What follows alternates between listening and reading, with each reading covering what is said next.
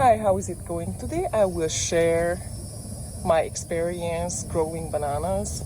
You can see there is several flowers coming out at the same time.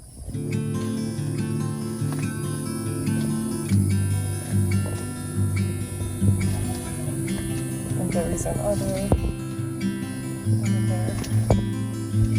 So this is a dwarf Nyanwa variety. They can take full sun or light shade. For fruit production, you will need a fertile condition. You can use lots of mulch, 2 to 6 inches mulch or 5 to 15 centimeter mulch. And what I also do, I fertilize organically.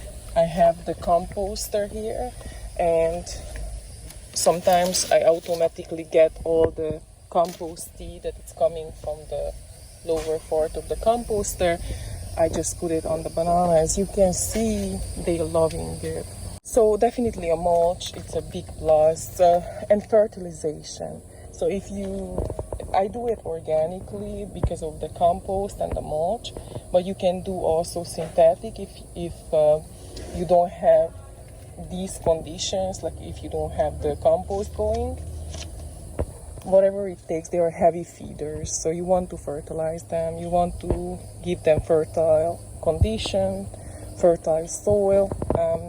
From my experience, organically growing them works out very well for me so far. Weeding also important. In my case, I use so much mulch around it that the weeds don't have a chance really to come up, but it's not always the case. So weeding is very important.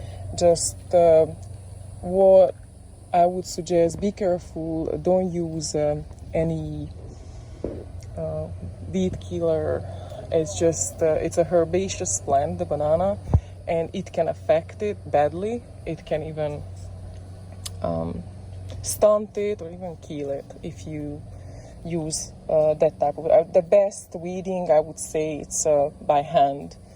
So that would be organic and that wouldn't hurt it. With weed eaters also you have to be careful because you can hurt the trunk if you get too close to it.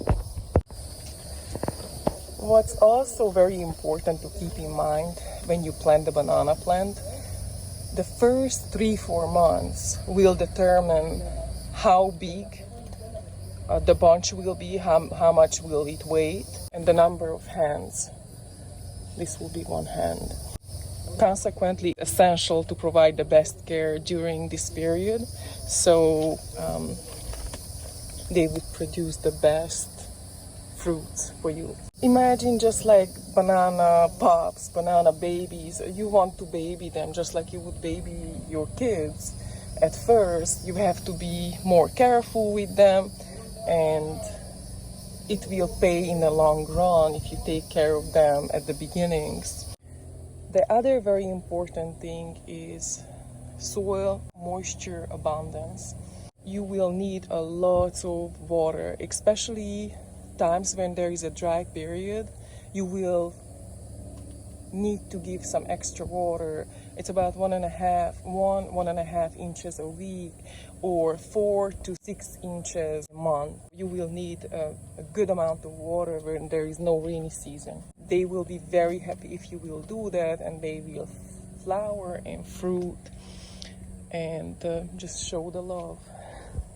The hottest, the warmest, the more rainfall, the happiest they will become. If I will have time, I will make a video of cooking up the banana flower so you can see how I normally do it. I do have older videos that when I cook up the banana flower, not every banana flowers the same. Some of them are bitter, and this one is very sweet. The dwarf Nyanwa banana flower is truly a delicacy.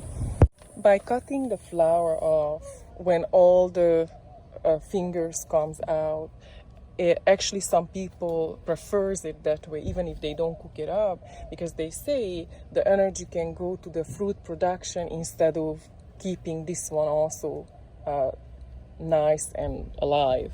So some people actually cutting it off no matter what. They say it would actually help this, hands to grow nicer and bigger. And in my case, I didn't see much difference, but normally what I do with the dwarf nyawa, I just cook it up. So for me, it's a very good way to use up the flour. The other things you can do when you cut off the leaves, if they are healthy, just put it around the plant. So that's also gonna be going back to mulch. As always, thanks for watching. I appreciate the likes.